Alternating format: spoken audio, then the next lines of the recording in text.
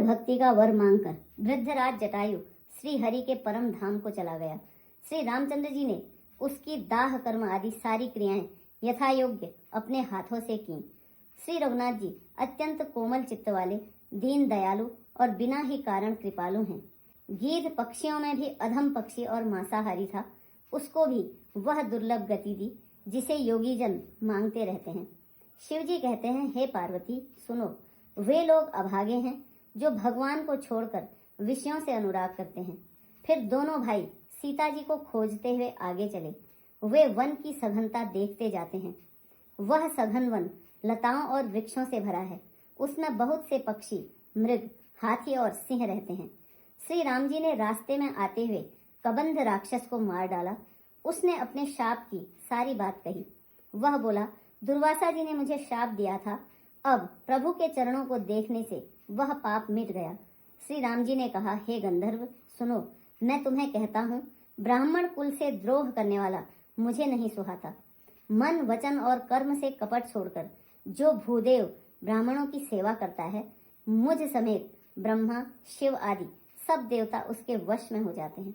शाप देता हुआ, मारता हुआ और कठोर वचन कहता हुआ भी ब्राह्मण पूजनीय है, ऐसा संत कहते हैं। शील और गुण से हीन भी ब्राह्मण पूजनीय है, और गुण गणों से युक्त और ज्ञान में निपुण भी शूद्र पूजनीय नहीं है। श्री राम जी ने अपना धर्म भागवत धर्म कहकर उसे समझाया। अपने चरणों में प्रेम देखकर वह उनके मन को भाया। तदंतर श्री रघुनाथ जी के चरण कमलों में सिर नवाकर वह अपनी गति अर्थात गंधर्व का स्वरूप पाकर आकाश में चला गया। उदार श्री राम जी उसे गति देकर शबरी जी के आश्रम में पधारे। शबरी जी ने श्री रामचंद्र जी को घर में आए देखा, तब मुनि मतंग जी के वचनों को याद करके उनका मन प्रसन्न हो गया।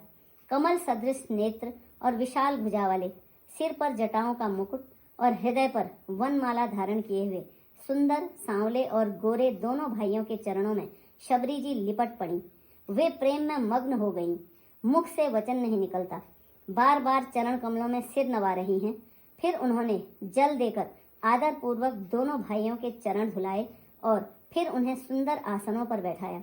उन्होंने अत्यंत रसीले और स्वादिष्ट कंद, मूल और फल लाकर श्री राम जी को दिए। प्रभु ने बार बार प्रशंसा करके उन्हें प्रेम सहित खाया। फिर वे हाथ जोड़कर आगे खड़ी हो गईं। प्रभु को देखकर उनका प्रेम अत्यंत बढ़ गया।